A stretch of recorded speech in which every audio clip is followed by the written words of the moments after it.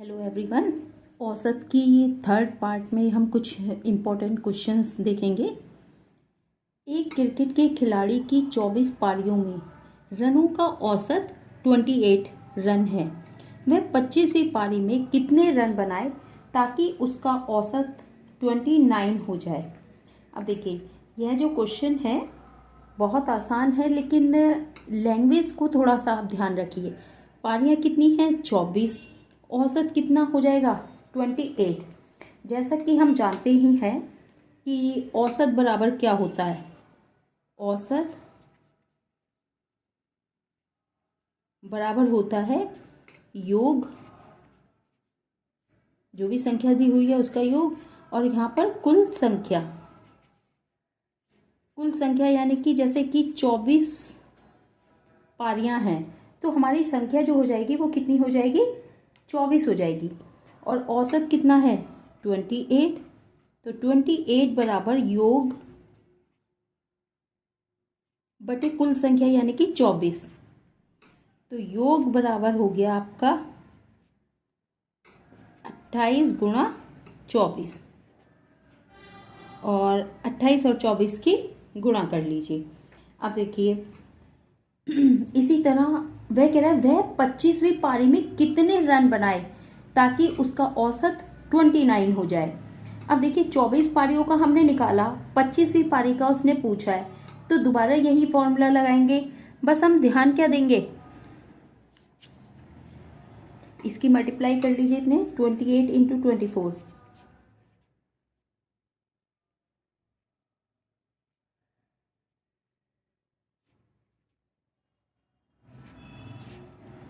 672। अब हमें फॉर्मूला तो यही लगाना है औसत का। बस हमें ध्यान क्या देना है कि इस बार हमसे क्या पूछा है कि औसत 29, बल्कि औसत भी दे ही रखा है इसमें। हमें कितने रन यानी कि वही कुल संख्या पूछी है, तो रन निकालना है हमें। अब कितनी पारी का? 25वीं पारी का। तो 24 पारी तो वो पहले खेल चुका, तो 24 पारियों का योग प्लस 25वीं पारी का योग, तो वो कितना आएगा? औसत गुणा कुल संख्या। अब इस बार औसत कितना है? 29। और 25वीं पारी कितनी होती है? ये होगी आपकी 25वीं पारी। तो यह पूरा सॉल्व करके दिखा देते हैं, चलिए। कि 24 प्लस 1 25वीं पारी का योग, यानी कि 25वीं पारी हमने मान ली 672 आई थी हमारे पास, प्लस x बटे कितनी पारी है टोटल? 25। और औसत कितना हो जाएगा? 29। तो हम क्या करें? 29 into 25 is equal to 672 plus x। 29 और 25 की मल्टीप्लाई करेंगे अगर हम, तो ये आता है लगभग 725 बराबर 672 प्लस x। और x बराबर कितना हो गया? 725। मैंने पहले भी बताया था, इसे ये प्लस में है तो इधर ले आएंगे तो माइनस में हो जाएगा। देखिए, 725 में से 672 को माइनस कर दीजिए, आया कितना आपका? 53। तो x की जो वैल्यू है वो आ गई 53। अब 53 कौन सी आई है? ये आई है 25वीं पारी में कितने रन बनाए? 53। एक बार यहाँ तक तो आपको समझ में आ ही गया होगा। थोड़ा सा ध्यान दीजिए, जब हम फॉर्मूला यही लगाएंगे, कौन सा? औसत वाला ही। औसत बराबर योग बटे कुल संख्या। औसत हमने रखा इस बार कितना हो जाएगा? 29। और योग यानी कि 25वीं पारी का योग कितना होगा? जो 24 पारी का है वो, प्लस 25वीं 24 पारी का योग कितना आया? 672 प्लस 25वीं पारी का हमने x मान लिया। और पारी कितनी है इस बार? टोटल कुल 25। तो 25 की मैंने भाग में है तो भाग की गुणा चली जाती है, गुणा में 29 इंटू 25 बराबर 672 प्लस x। दोनों की मल्टीप्लाई कर दी, 725 आ गया। 725 बराबर हो गया 672 प्लस x, और x की वैल्यू। ये क्वेश्चन बहुत इंपॉर्टेंट है और इस तरीके का क्वेश्चन आता है। अब देखिए, बहुत छोटा लिखा है, आप शायद देख पा रहे होंगे। 5 संख्याओं का औसत 25 है। 4 संख्याएं 30, 29, 25, 20 हो तो तीन बड़ी संख्याओं का औसत क्या होगा? तो औसत बराबर वही योग, योग कितना है? अब देखिए चार संख्याओं का निकाल लीजिए, सबको जोड़ दीजिए। 30 प्लस 29 प्लस 25 प्लस 20, ये कह रहा है पांच संख्याओं का औसत कहा है उसने, और चार संख्या आपकी दी हुई है। तो पांचवी संख्या तो आपको नहीं पता, तो उसे आप क्या मान लीजिए? x बटे कुल संख्या कितनी है? 5। तो यहाँ पर औसत की जगह हम क्या रख देंगे? 25 बराबर इन सबको जोड़ लीजिए। तो 30, 50 और 70, 90, 104, 104 प्लस x, इन सबको जब आप जोड़ेंगे तो 104 आएगा, प्लस x अपॉन 5, 5 की क्रॉस मल्टीप्लाई, तो 25 into 5 is equal to 104 plus x। तो 25 पंजे 125 बराबर 104 प्लस x। और x की वैल्यू क्या होगी? ये प्लस में है ना, इधर जाएगा तो माइनस में आ जाएगा। तो 105 माइनस 104, 5 में ये गए आपके 1 और ये 21। x की वैल्यू कितनी आ गई? 21। अब देखिए x की वैल्यू तो 21 आ गई। क्वेश्चन में आपसे कहा था तीन बड़ी संख्याओं का औसत निकालना है, तो चार संख्या तो ये है ना, और पांचवी संख्या कौन सी आई है? 21। इसमें से तीन बड़ी संख्या देख लीजिए, तो औसत निकाल दीजिए। औसत बराबर हो गया, तीन बड़ी संख्या कौन कौन सी हैं?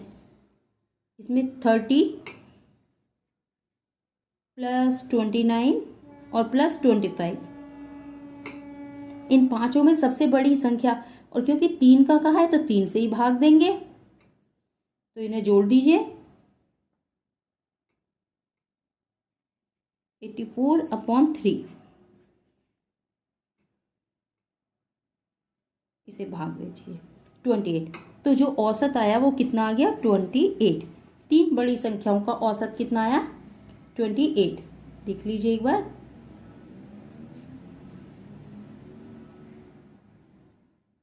स्क्रीनशॉट आप ले सकते हैं।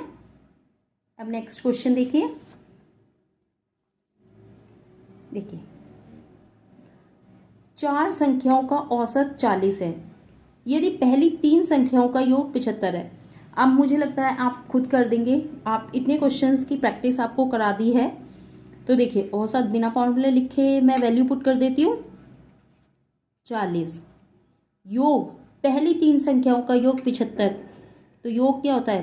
75 तीन संख्याओं का, और चार संख्याओं का कहा है, तो हमने क्या माना? x बटे 4। क्रॉस मल्टीप्लाई करेंगे, 40 गुणा 4 बराबर 75 प्लस x। जब आप प्रैक्टिस करेंगे बार बार तो ये फटाफट आप करने लगेंगे। और x बराबर क्या होगा? इधर माइनस में 160 माइनस 75, तो ये आपका बचा